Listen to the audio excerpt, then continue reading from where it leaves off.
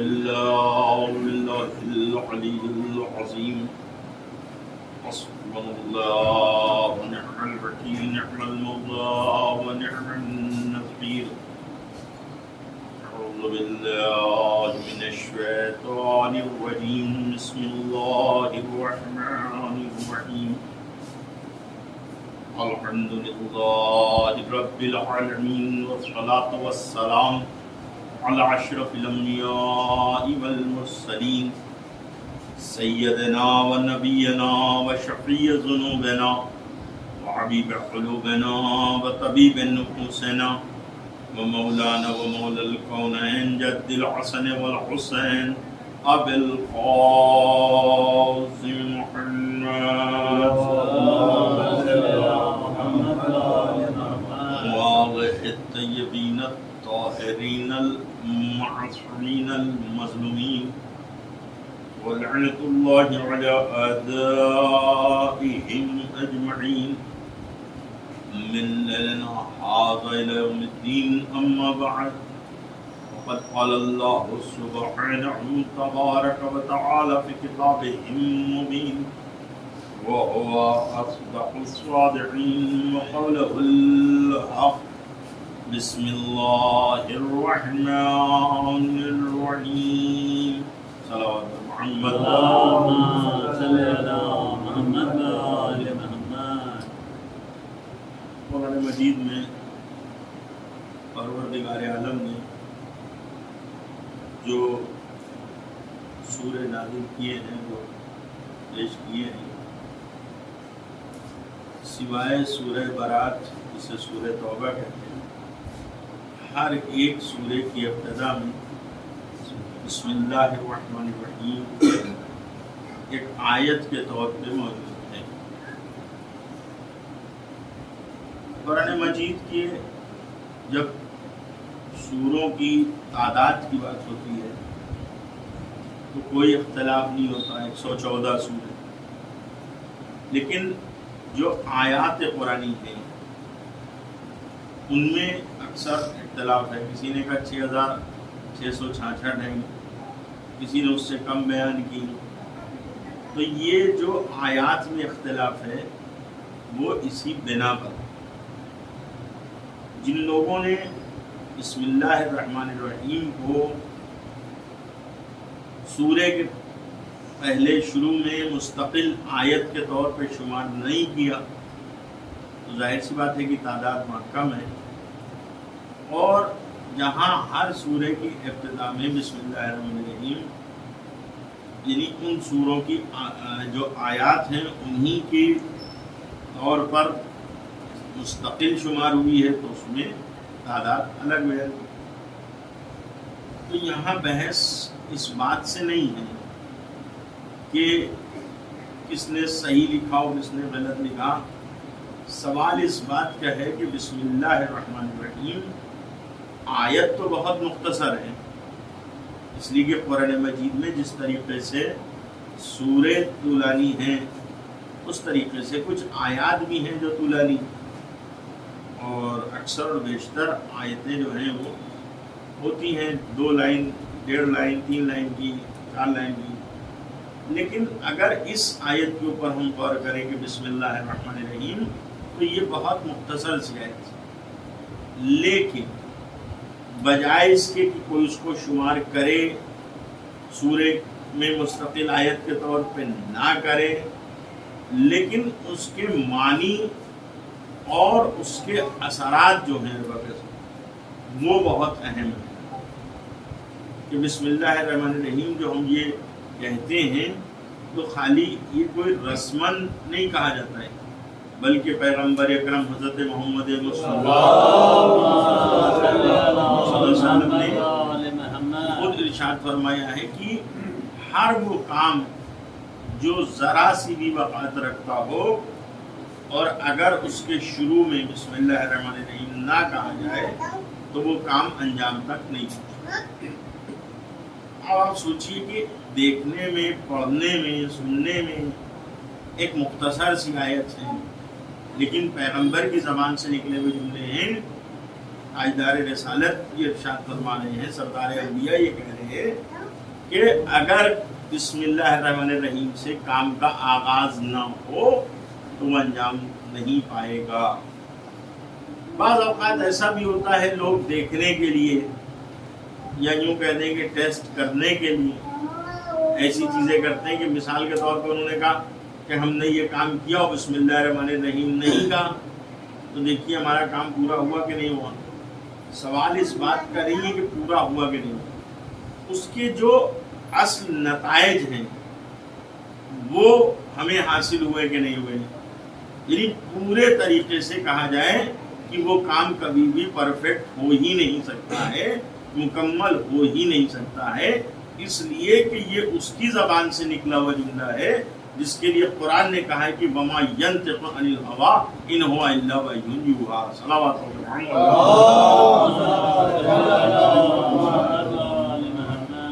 اب چونکہ اس میں بہت سی وجوہات پیش کی گئی ہیں، علماء نے بتایا ہے، ذاکرین بھی اکثر پڑھتے ہیں، آپ حضرات سنتے ہیں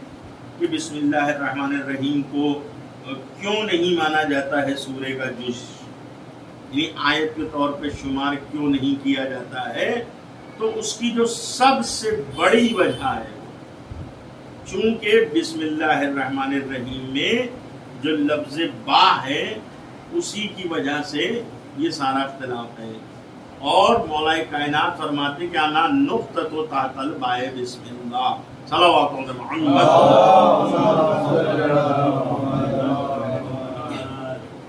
تو اس لحاظ سے بھی اکثر اور بیشتر اختلافات ہوتے ہیں بسم اللہ الرحمن الرحیم کو مستقل آیت تسلیم کرنے کے طور پہ۔ تو بہرحال اس سے ہم نے کہا کہ کوئی بحث نہیں، کون مانتا ہے کون نہیں مانتا ہے، لیکن سورہ حمد میں تو ضروری ہے وہاں پر بسم اللہ الرحمن الرحیم کو آیت شمار کرنا، کیونکہ اگر ہم اس میں بسم اللہ الرحمن الرحیم کو شمار نہیں کریں گے سورہ حمد میں تو آیتیں جو ہیں وہ گنتی تعداد کے اعتبار سے ساتھ مکمل نہیں ہوں۔ اور اس سورہ کا ایک دوسرا نام سبع مثانی ہے، جہاں سورہ حمد کے بہت سے نام ہیں، سورہ فاتحہ بھی کہتے ہیں، ام الکتاب بھی کہتے ہیں، اسی طریقے سے ایک نام ہے اس کا سبع مثانی۔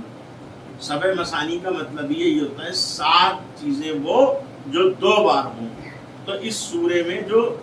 آیتیں ہیں وہ بھی ویسے ہی ہیں۔ صلوات محمد اب اس کے جو اثرات ہیں بسم اللہ الرحمن الرحیم، جو اس کے صفات ہیں، جو اس کے فضائل ہیں،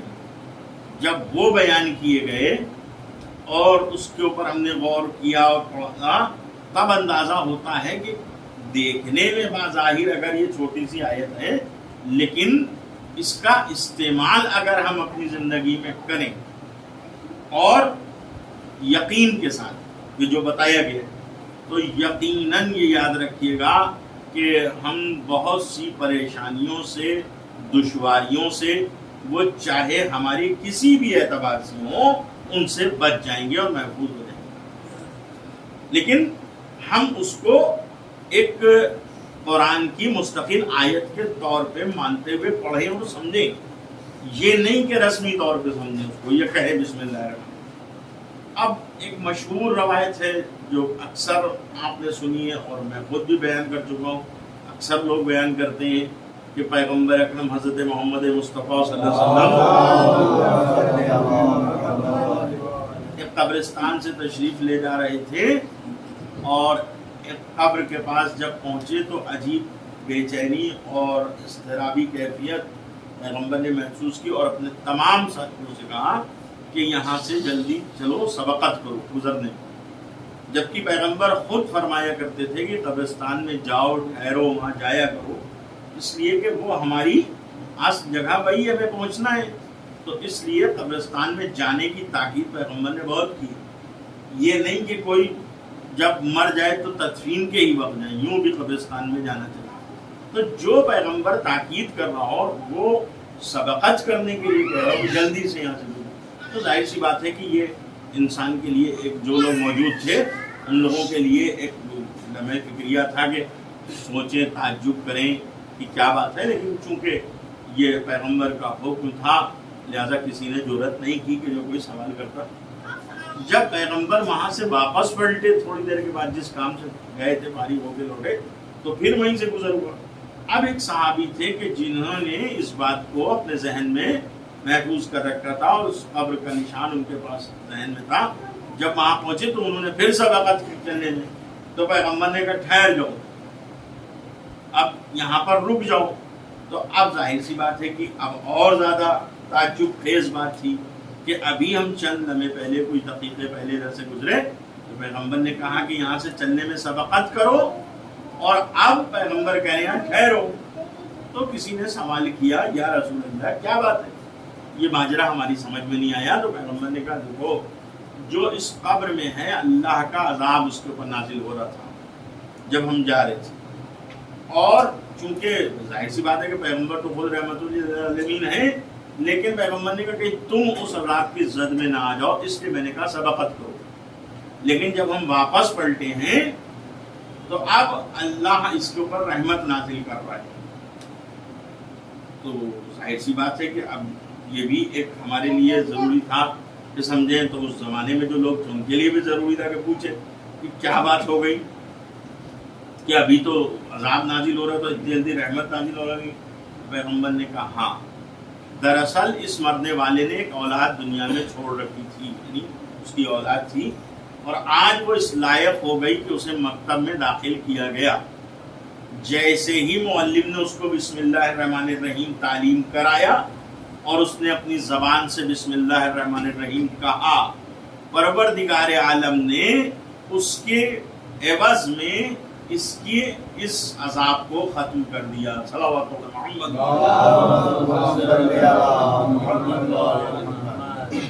اب آپ اندازہ لگائیں کہ جو علم دین حاصل کرتے ہیں طلبہ, کیا عالم ہوگا وغیرہ, کہ جو صرف بسم اللہ الرحمن الرحیم اپنی زبان سے کہہ رہا ہو, بچہ ہے کم سن ہے, ابھی آج داخل ہوا ہے مدرسے میں اور معلم نے اس کو بسم اللہ الرحمن الرحیم تعلیم کرایا ہے, اور اس کے عوض میں اتنا بڑا اجر اللہ نے عطا کر دیا. تو انصاف سے بتائیں کہ جو اپنی زندگی کو ایک طریقے سے وقف کر دیتے ہیں, کہا جائے وہ علم دین حاصل کرنے میں اپنی زندگی کو گزار دیتے ہیں, تو آپ سوچئے کہ کیا اجر ہوگا. اسی لیے کہا گیا ہے کہ دنیا میں جو بھی علوم ہیں علم حاصل کرنے کی بات کہی گئی. آپ اصول کافی میں دیکھیں, معتبر جو ہماری حدیث کی کتابوں میں سے کتاب ہے, اس میں بھی یہی لفظ ہے کہ طلب العلم فریضۃ علی کل مسلم و مسلمہ, علم کا حاصل کرنا ہر مسلمان مرد اور عورت کے اوپر فریضہ ہے. اب کون سا علم حاصل کرنا, یہ ارباب اعزاز زمانے کے اعتبار سے, یعنی جس زمانے میں ہم ہیں, اگر آج کے اس زمانے میں اس ماحول میں اور اس کہا جائے کہ ٹیکنالوجی کے زمانے میں اور اس ایجوکیشن کے زمانے میں جو چیز سب سے زیادہ عروج پر ہو تو اس کو ہمیں ضرور حاصل کرنا چاہیے, لیکن ان تمام علوم سے پہلے علم دین میں سبقت کرنا چاہیے. صلوات محمد. کیونکہ دنیا کے جتنے بھی علم ہیں وہ صرف ہماری اس دنیا کے لیے ہیں, محدود ہے, مقدر ہے. ہم کوئی بھی علم حاصل کریں گے تو ظاہر سی بات ہے کہ وہ اسی دنیا میں کام آئے گا. جب روز محشر ہم واپس اللہ کی بارگاہ میں جائیں گے, یا اس کے علاوہ اور منزلیں ہیں, نکیرین کے سوال ہیں, برزخ ہے, یہ ساری چیزیں, تو وہاں ہم سے دنیاوی علوم کے بارے میں کوئی سوال نہیں ہوگا, یا اس سے متصل اور اس سے ریلیٹڈ کوئی بات نہیں کی جائے گی. فزکس کیمسٹری تھوڑی پوچھی جائے گی ہم سے, وہاں ہم سے بایو اور میتھس کے بارے میں تھوڑی ہم سے پوچھا جائے گا. ہم سے وہاں سوال ہوگا خدا کے بارے میں, رسول کے بارے میں, امام کے بارے میں, کتاب کے بارے میں. تو یہ جو ساری چیزیں ہیں یہ مربوط ہے علم دین سے, اور جب انسان علم دین حاصل کرتا ہے تبھی اس کو ارباب اعضاء اللہ کی معرفت حاصل ہو پاتی ہے. اگر علم دین حاصل نہیں کر پائے گا تو بہت مشکل ہے کہ وہ اللہ کی معرفت کو حاصل کر لے. صلوات محمد. لہذا اس لیے ہمیں ہر زمانے میں کوشش یہ کرنے دے کہ اپنے بچوں کو بھی دنیاوی علوم سکھائیں, پڑھائیں, اس لیے کہ ہمارے بچے اس میں پیچھے نہ رہیں. مگر بدرجہ اولا ضروری ہے ہمارے لیے کہ ہم پہلے علم دین بھی حاصل کریں۔ آج اس کا معاملہ جو ہے وہ اس کے برعکس ہے، اپوزٹ ہے۔ ہم یہ سمجھتے ہیں کہ یہ دنیاوی علوم جو ہیں، یہ دنیا میں جو کام آنے یہی ہمارے لیے ضروری ہے، اور اس کے نتیجے میں پھر ہم بہت سی چیزیں ایسی کہ جن سے بہت دور ہو جاتے ہیں، جیسے قرآن مجید اللہ کی جو مقدس ترین کتابوں میں سے کتاب ہے۔ اب ظاہر سی بات ہے کہ جب ہم اپنی زندگی میں ایک بہت بڑا حصہ زندگی کا دنیاوی علوم کو حاصل کرنے میں صرف کر دیں گے تو ظاہر سی بات ہے کہ ہم قرآن کو کیسے سمجھ پائیں گے؟ اور قرآن سمجھنے کے لیے ہے۔ قرآن میں خود اللہ کہہ رہا ہے کہ یتدبرون فی القرآن، قرآن میں تفکر و تدبر کرو۔ تو قرآن سمجھنے والی کتاب ہے، قرآن سے مستفیض ہونا ہے، قرآن سے ہدایت حاصل کرنا ہے۔ ہم نے قرآن کو صرف اپنے فائدے کے لیے رکھا ہے کہ جب ہمارا کوئی بچہ یا ہمارا کوئی بھی جاننے والا پردیس جا رہا ہے تو اس کو قرآن کے نیچے سے نکال دیا جائے، کوئی مریض ہے تو اس کو قرآن کی ہوا دے دی جائے۔ یعنی وہاں بھی سورے نہیں پڑھ رہے ہیں، صرف قرآن کی ہوا دی جا رہی ہے۔ صلوات محمد لیکن اس میں بھی یہ اثر ہے کہ اس سے بھی شفا ہوتی ہے۔ قرآن میں اللہ نے کہا ہے کہ وَنُنَزِّلُ مِنَ الْقُرْآنِ مَا هُوَ شِفَاءٌ وَرَحْمَةٌ لِلْمُؤْمِنِينَ۔ تو کہنے کا مقصد یہ کہ قرآن صرف اس لیے نہیں ہے، ہمارے سمجھنے کے لیے ہے، ہمیں فائدہ حاصل کرنے کے لیے ہے۔ اور ایک بہت اچھی بات ایک عالم دین نے کہی ہے کہ قرآن مجید کا آغاز جہاں سے ہوتا ہے اس لفظ کا نام ہے لفظ با، یعنی بسم اللہ الرحمن الرحیم، یہیں سے قرآن شروع ہوتا ہے۔ اور جہاں قرآن ختم ہوتا ہے وہ لفظ سین، یعنی لفظ والناس میں، سورہ والناس میں جو آخری آیت ہے وہاں پھر قرآن کا اختتام ہو گیا۔ تو وہ کہتے ہیں کہ لفظ با اور سین کو ملا کے لکھ دیا جائے تو ہوتا ہے بس۔ تو بس کا مطلب یہ ہے کہ انسان کی زندگی کے لیے جو بھی چیزیں کافی ہیں وہ سب اس قرآن میں موجود ہیں۔ بس صلوات محمد۔ تو جب ہم اسے سمجھ نہیں پائیں گے تو کیسے ہم اپنی زندگی کو کہا جائے کہ گزاریں گے اس طریقے سے جیسے اللہ چاہتا ہے۔ اب تمام جو بھی ذرائع ہیں یا چیزیں ہیں ان چیزوں کو ہم نہیں سمجھ پائیں گے، لہذا ہمارے لیے ضروری کہ ہم اتنی صلاحیت ضرور پیدا کریں اور بچوں کو بھی ارباب آگے بڑھائیں تاکہ وہ قرآن پڑھنے کے ساتھ ساتھ اس کو سمجھنے کی بھی صلاحیت ادا کریں۔ اور آج کے دور میں کوئی مشکل مرحلہ نہیں ہے، اس لیے کہ پہلے کا زمانہ جب تھا تب بڑی دشواریاں تھیں، آج تو ہر چیز کی سہولیت ہے، جگہ جگہ کے اوپر مکاتب ہیں،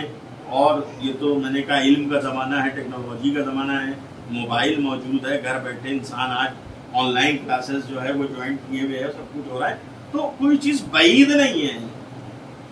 امپاسبل نہیں ہے، ناممکن نہیں ہے، بس یہ ہمارے ذوق کے اوپر منحصر ہے، یہ ہمارے انٹرسٹڈ ہونے کے اوپر کہ ہمیں دلچسپی کتنی ہے۔ صلوات محمد۔ اور معرفت یہ یاد رکھیے گا کہ جو اللہ کی معرفت، رسول کی معرفت، امام کی معرفت حاصل کر لیتا ہے اسی کی زندگی کامیاب ہے۔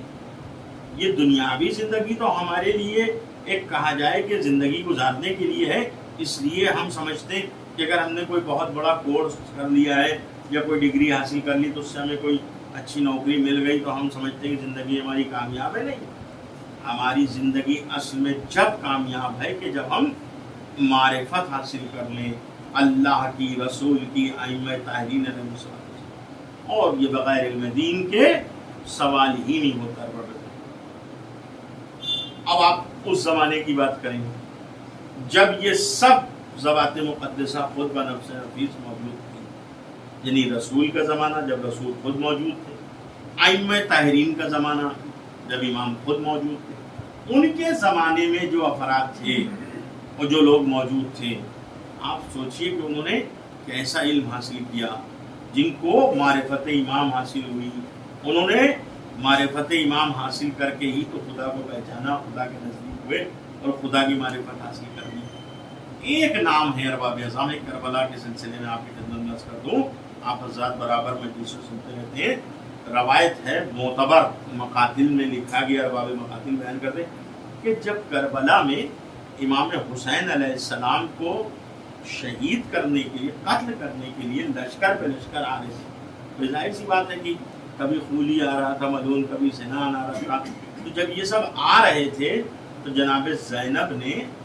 ایک مرتبہ امام حسین علیہ السلام کو بلا کے کہا کہ بھیا کیا ایسا کوئی نہیں کہ جو اس ماحول اس حالت میں آپ کی مدد کرے؟ اس لیے کہ یہ جتنا بھی لشکر آ رہا ہے، فوجیں آ رہی ہے، تو سب آپ کے قتل پہ آمادہ ہے، آپ کا کوئی چاہنے والا نہیں ہے۔ اب روایت کہتی کہ امام نے خط تحریر فرما، آپ حضرات مجھ سے بہتر جانتے، میں روایت حذف کر کے بیان کر رہا ہوں صرف کہ وہ خط تھا جناب حبیب ابن مظاہر، اور وہ خط امام نے بھیجا۔ اب روایت کہی کہ جو حالات تھے اس وقت، یعنی کوفے کے، جہاں انسان اپنے عقیدے کا اظہار نہیں کر رہا تھا، اپنے عقیدے کا اظہار ایک دوسرے سے نہیں ہو رہا تھا، ایسے حالات میں وہ قاصد خط لے کے پہنچا، اور روایت میں آپ برابر سنتے ہیں مذاکرین سے معتبر روایت کہ جناب حبیب بن مظاہر کھانا نوش فرما رہے، جا رہے تھے، کھا رہے تھے اپنی زوجہ کے ساتھ، ادھر دروازے پہ دق الباب ہوا اور حبیب نے پوچھا کون؟ آواز آئی میں ہوں حسین کا قاصد۔ بس حسین کا نام سننا تھا، جیسا کہ بعض روایات میں ہے کہ لقمہ جو تھا وہ ہاتھ سے چھوٹ گیا، بعض روایات میں ہے کہ لقمہ ان کے گلوگیر ہو گیا، ہٹک گیا، دوڑے جناب حبیب دروازے کی طرف، اور اس کے بعد خط لیا امام کا، اس کے بعد لفافہ کھولا، تحریر کو پڑھا۔ روایت میں بہت دیر تک صحن خانہ میں حبیب امام کی بے کسی و مظلومی پہ آنسو بہاتے رہے، زوجہ انتظار کر رہی ہے لیکن حبیب آنگن میں اپنے صحن میں کھڑے ہوئے ہیں اور امام کی بے کسی پہ رو رہے، کیونکہ امام نے لکھا یہی تھا کہ حبیب اس وقت دنیا نے ہم سے گردانی کر لی ہے، حبیب اگر اس وقت تم ہماری مدد کرو گے تو اس کا اجر تمہیں خاتون محشر سے روز محشر ملے گا۔ عزیزان محترم، جناب حبیب وہ خط لے کے اندر داخل ہوئے، زوجہ نے پوچھا کہ حبیب کس کا خط ہے، کیا بات ہے؟ اب دیکھیے عقیدے کے اظہار کی بات، جہاں لوگ ایک دوسرے سے اظہار نہیں کر رہے تھے، یہ جناب حبیب نے صرف اس وجہ سے یہ جملہ کہا تھا، ورنہ آپ سوچئے کہ بچپن کا دوست حبیب ابن مظاہر حسین بلا رہے ہوں ارباب عزا اور جناب حبیب جانے میں کوئی گریز کریں، لیکن جیسے ہی زوجہ نے پوچھا کیا ہوا، کس کا خط ہے، کہنے لگے حسین کا خط ہے، حسین کربلا میں نرغ آدھا میں گھرے ہوئے ہیں، مجھے مدد کے لیے بلایا ہے۔ اب عزیزان محترم، روایت کہتی ہے کہ جناب حبیب کی زوجہ نے کہا حبیب تو تم نے کیا سوچا؟ کہنے لگے میں یہ سوچ رہا ہوں کہ اگر میں چلا گیا تو تمہارا کیا ہوگا؟ وہ بھی ارباب ایسا مومن اچھی چاہنے والی تھی، اس نے کہا اگر تم جانا نہیں چاہتے ہو تو میری چادر لے لو، اپنی تلوار مجھے دے دو۔ عزیزان محترم، روایت میں ہے کہ جناب حبیب کی آنکھوں سے آنسو جاری ہوئے، کہا نہیں نہیں میں تو صرف تمہارا امتحان لے رہا تھا، کہا حبیب تم میری فکر نہ کرو، میں خاک پھانک کے زندگی بسر کر لوں گی، لیکن تم ابن زہرا کی مدد کے لیے جاؤ۔ عزیزان محترم، بس روایتیں ختم ہو رہی ہیں، میں حذف کر رہا ہوں، جناب حبیب اپنے غلام کو بھیج دیا، حالات اچھے نہیں تھے، شہر کے باہر رات کی تاریکی میں وہ غلام جو تھا وہ گھوڑے کو لیے ہوئے کھڑا تھا۔ حبیب کہتے ہیں کہ مجھے پہنچنے میں ذرا سی تاخیر ہوگی تو میں نے کیا دیکھا کہ غلام گھوڑے کے گلے میں بانڈ ڈالے ہوئے کہہ رہا تھا کہ اسب وفادار تو گھبرا نہیں، اگر میرا آقا نہیں آیا تو میں تیری پشت پہ سوار ہو کے حسین کی مدد کو جاؤں گا۔ عزیزان محترم، حبیب نے جملہ سنا تو ایک مرتبہ تڑپ گیا، آواز دی کہ نہیں نہیں میں آ گیا، اور اس کے بعد جناب حبیب کربلا کی طرف پہنچے۔ ادھر روایتیں فرماتی کہ اب جو امام نے کوفے کی طرف سے گرد نمودار ہوتے ہوئے دیکھی، ایک مرتبہ اپنے مقام سے اٹھے، کالی اکبر آؤ، قاسم آؤ، اے بھیا عباس آؤ، دیکھو میرے بچپن کا دوست حبیب آ رہا ہے۔ اب جو حبیب نے ارباب عزا امام کو اور امام زادوں کو اس طریقے سے آتے ہوئے دیکھا، اپنے کو گھوڑے سے گرا دیا، امام نے اٹھایا، سینے سے لگایا۔ جیسے ہی امام نے سینے سے لگایا، ایک مرتبہ نعرہ تکبیر کی آواز بلند ہوئی، ارباب عزا جناب زینب سمجھ گئی کہ میرے بھائی کا کوئی مددگار آیا ہے۔ ایک مرتبہ جناب پھر صدر خیمہ پر آئی، آنے کے بعد دیکھا حبیب ہے، جا کے بتایا کہ آپ کے بھائی کے بچپن کا دوست حبیب آئے۔ میں نے یہ ساری زحمت اس لیے دی کہ امام نے جو خط لکھا تھا اس خط کا عنوان یہ تھا کہ امام نے اس خط میں لکھا تھا کہ یہ خط ہے حسین غریب کا رجل فقیہ حبیب ابن مظاہر، یعنی امام وقت حبیب ابن مظاہر کو مرد فقیہ بتا رہے تھے ارباب ادا۔ اب ذرا سوچی کہ کیا عالم ہوگا حبیب کا۔ اور اس کے بعد جب جناب زینب نے سنا میرے بھائی کا دوست آیا ہے، کہتی فضہ جا کے میرے بھائی کے دوست کو میرا سلام کہہ دو۔ ایک مرتبہ فضہ در خیمہ پر آئی، آنے کے بعد کہتی حبیب شہزادی نے تم کو سلام کہا ہے، بس یہ سننا تھا کہ حبیب نے اپنا عمامہ اتارا اور رخساروں پہ تماچے لگائے اور رو کے کہتے اللہ اللہ، ارے شہزادیوں پہ وہ وقت آ گیا کہ غلاموں کو سلام کہلوائیں۔ میں کہوں گا حبیب لاکھوں سلام ہوں آپ کے عقیدے پر، لیکن اے حبیب کاش آپ اس وقت بھی موجود ہوتے کہ جب یہی سیدانیاں کربلا سے کوفہ شام بے مخنا و بے چادر ارے دیار و دیار پھرائی جا رہی تھی۔ ہمارا مظلوم امام سجاد ہتھکڑیاں اور بیڑیاں سنبھالے ہوئے، گلے میں خاردار توپ پڑا ہوا تھا، قافلے کا قافلہ سالار بنا ہوا تھا، ارے منادی ندا دیتا ہوا جا رہا تھا، اے تماشائیوں آؤ دیکھو یہ علی و فاطمہ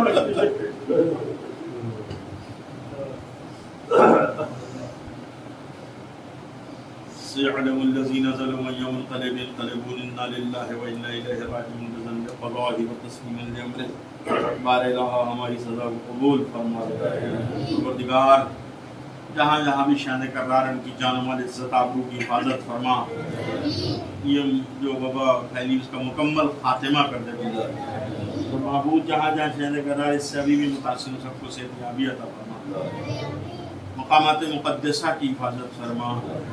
علماء صالحین کا سایہ ہمارے سروں پہ برقرار رکھ، دشمنان اسلام کو نیست و نابود کر اسلام کے پرچم کو سربلندی عطا فرما، مقامات مقدسہ کی حفاظت فرما، جو حج و زیارت کے مشتاق ہیں جلسہ طلبہ مشرف فرما، دعاؤں میں عظیم دعا ایک منتخب خون حسین امام اصل علیہ السلام کے ظہور میں تعجیل فرما اور ہمیں اس لائق بنا دے کہ ہم اپنے غلاموں میں شمار کر لیں، اور ربنا تقبل منا انک انت السمیع العلیم۔ ایک سندھ بات کیا سید باقر حسین جیسے یہ دعوت دیتا ہے اللهم صل على محمد اللهم صل على محمد اللهم صل على محمد بسم الله الرحمن الرحيم مالك يوم الدين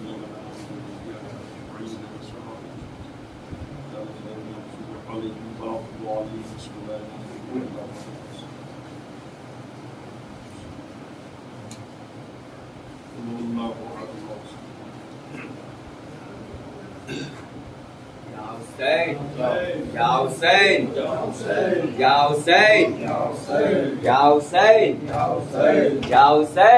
Hussein, Ya Hussein, Ya Hussein, Ya Hussein, Ya Hussein, Ya Hussein, Ya Hussein, Ya Hussein, بہن تھے یہ زینب کے قتل ہو گئے بھائی، بہن تھے یہ زینب کے قتل ہو گئے بھائی، میں جل گئے اپنے قتل ہو گئے بھائی، بہن تھے یہ زینب کے قتل ہو گئے بھائی، حجت خدا کہیے ابن مرتضیٰ کہیے، ابن مرتضیٰ کہیے، ابن مرتضیٰ کہیے، فاطمہ کے بیٹے تھے قتل ہو گئے بھائی، بہن تھے یہ زینب کے قتل ہو گئے بھائی، دشت میں کہاں اپنا کون ہے یہاں اپنا، کون ہے یہاں اپنا،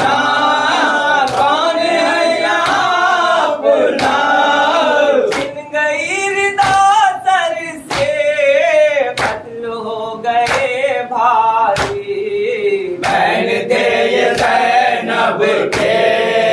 قتل ہو گئے بھائی قاسم علی اکبر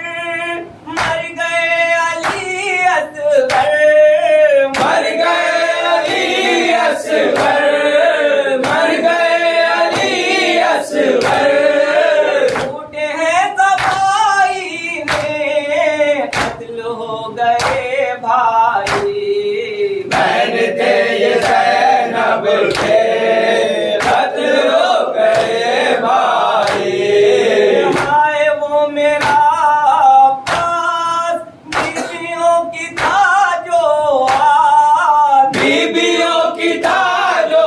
آس بیویوں کی تھا جو آس اس کے مرنے کے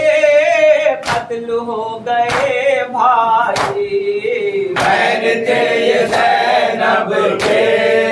قتل ہو گئے بھائی چل چکے ہیں سب خیمے اب کہاں حرم بیٹھے اب کہاں حرم بیٹھے اب کہاں حرم بیٹھے کون پوچھنے آئے قتل ہو گئے بھائی بہن تھے یہ زینب کے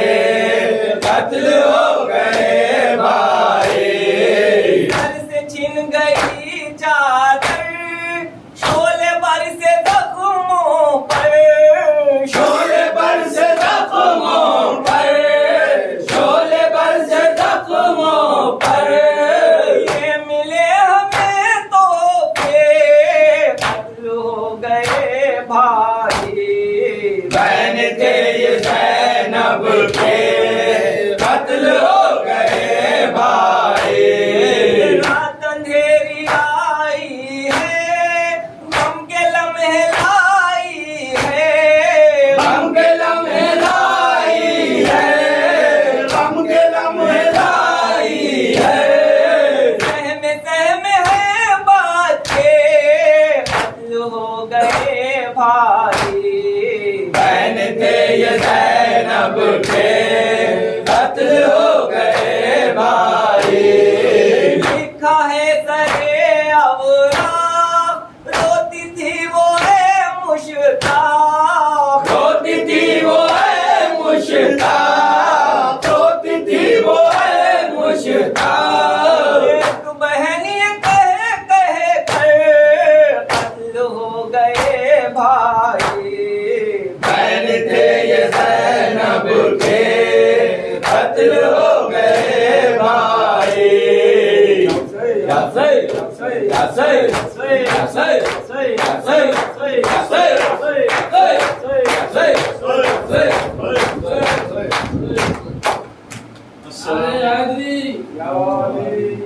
السلام علیکم یا ابا عبد اللہ السلام علیکم یا ابن رسول اللہ السلام علیکم ورحمۃ اللہ وبرکاتہ السلام علیکم یا غریب الغرباء السلام علیکم یا الضعفاء والفقراء السلام علیکم یا شمس الشموس السلام علیکم یا علی النبی السلام علیکم یا ایوب المکتوم یا الردوس السلام علیکم یا مغیث الشیعة والدبار ابن الجزا السلام علیکم ایوہ السلطان ورب والہم یا عبد الحسن علی ابن موسیٰ رضا ورحمۃ اللہ وبرکاتہ السلام علیکم یا مولانا یا صاحب العصر والزمان الامان وضمان وضمان السلام علیکم شریک القرآن السلام علیکم خلیفۃ الرحمن السلام علیکم یا مظہر الایمان السلام علیکم یا امام الانس والجان عجل اللہ تعالی فرجک وسهل الله تعالى مخرجك وظهورك ورحمة الله وبركاته